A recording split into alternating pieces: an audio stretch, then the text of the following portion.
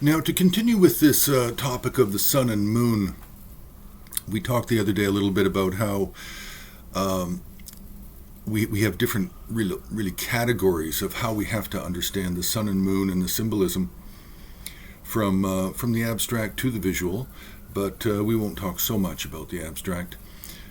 Now, we talked about the gods Chandra, the moon god, and Surya, the sun god, and these are very, very popular in the really coming from out of general Hindu religion. They were very popular during the Pala period to have carvings of Surya and Chandra.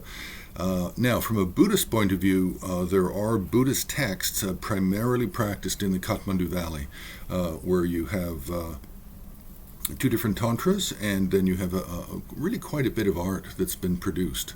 And this is a Buddhist tantras on the moon god and the sun god. Then we have we have astrological deities and planets and stars and how they relate to the sun god and the moon god. But for today, we want to talk about actually the secondary figures that are related to these two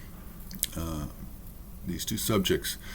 We have Marichi. Marichi is regarded as a goddess of light or the goddess of dawn, and so she often has some kind of sun symbolism about her. And we have a wonderful painting, an example of a Marichi done by the 10th Karmapa, Choying Dorje, where he has Marichi sitting on a mother sow and a number of 5 or 6 piglets, and then behind her is the sun, so she's framed by the big orange sun behind her, and then behind that is a stupa, and the stupa is her usual, one of her main kind of attributes. Usually she's depicted inside the stupa.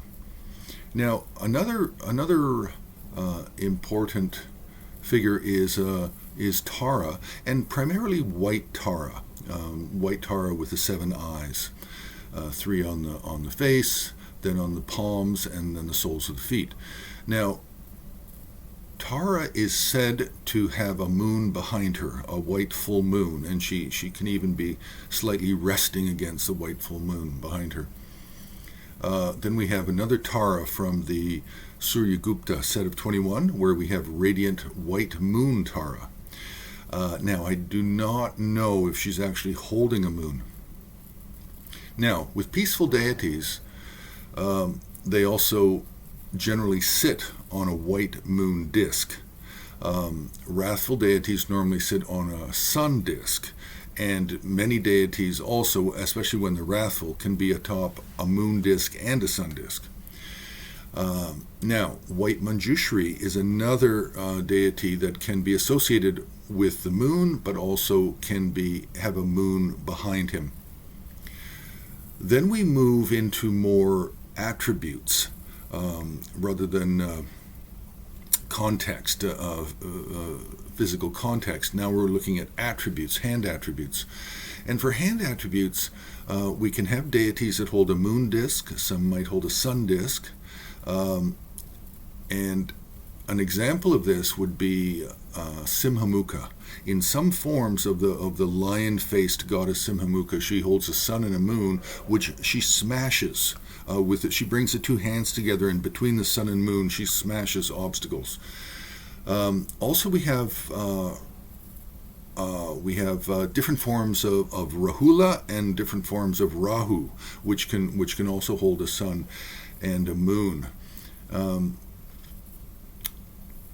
So that's really the main ones I can think of at this time. This is kind of a work in progress.